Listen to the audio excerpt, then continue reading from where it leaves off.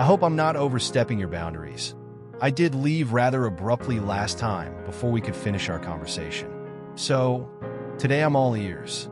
Where do we leave off? Hey Filio, you are already within all my boundaries, so overstepping is out of the picture. Speaking of boundaries though, it's what I've been thinking about since our last conversation. Can you imagine that after the initial phase of euphoria wore off, and after several years, I decided to start attending college in my grand old years. I later found myself questioning, what in Jesus' name have I gotten myself into? Funny. Anyway, let's go back in time. What happened? At first, it felt I couldn't be luckier to find myself among the most eclectic group of students. Oh my word. It was like a beautiful symphony to me. We all were from different places, had our own differences, but each of us was so unique in character. What seemed to be lacking in one person showed up in another. Of course, I wasn't the only one that noticed this. It was a sentiment echoed by those who encountered us, lecturers and staff members alike. We were just a dynamic bunch. Sounds like a match made in heaven. Yeah, until it was too good to be true. A rift began to take place. Different anomalies over time caused people to fall out with each other. Personally, my trepidation started right there in year 1, semester 1. Talk about the battle to survive. I was thrust into the ring again, trying to save my scarce investment and reputation. I'm guessing your past walked right through those gates shortly after you did. Oh yes, I remember her well. There was one classmate. Trouble walked in with her from the very first week. She was younger, and by the way, I was the oldest in the class, so I could see her motives clearly. From day one, I could tell she was sent by the adversary himself to push me right back out of those doors. She had this charm, but beneath it, there was no mistaking the malice. A wolf in sheep's clothing, no doubt. I played along, though knowing my time there was temporary. But let me tell you, she was lightning fast at spreading gossip. It was like a sport to her, constantly stirring the pot, trying to make me as uncomfortable as possible. She had a way of slipping into conversation like she was doing you a favor, always pretending to be on your side. Little by little, she dropped hints and shared tidbits, all while acting like she was confiding in you alone, as if you were part of some inner circle. She allowed me to be privy to information I wouldn't otherwise know about. Yes, I enabled her conniving behavior, knowing her egregious ways against me. Guilty as charged. But hey, even I could resist a little gossip here and there. Call me what you may, but I've learned my lesson. Now, my circle is small and personal, just to avoid the temptation. No more drama, okay? Now, don't get me wrong.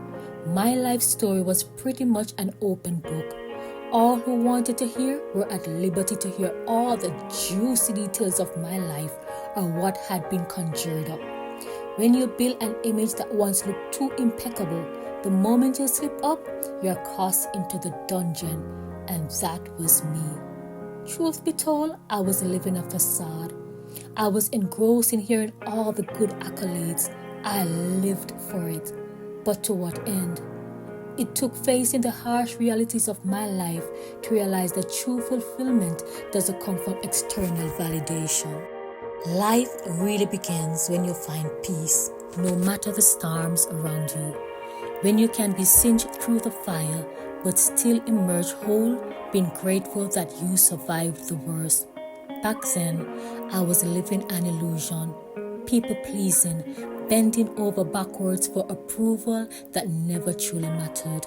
I want you to underscore some issues that made you feel that others had crossed your boundaries. Oh, I can tell you about boundaries being crossed, Filio. Imagine being in an environment where your every move is scrutinized, not just by your peers, but by those meant to mentor and guide you. The whispers, the side glances, and the passive-aggressive remarks, all carefully crafted to undermine your confidence, to chip away at your resolve little by little. And let me tell you, it wasn't just idle gossip.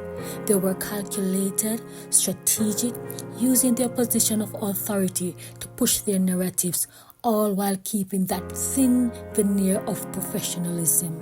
I can imagine how exhausting that must have been. But how did you navigate it? It was a battlefield, no doubt.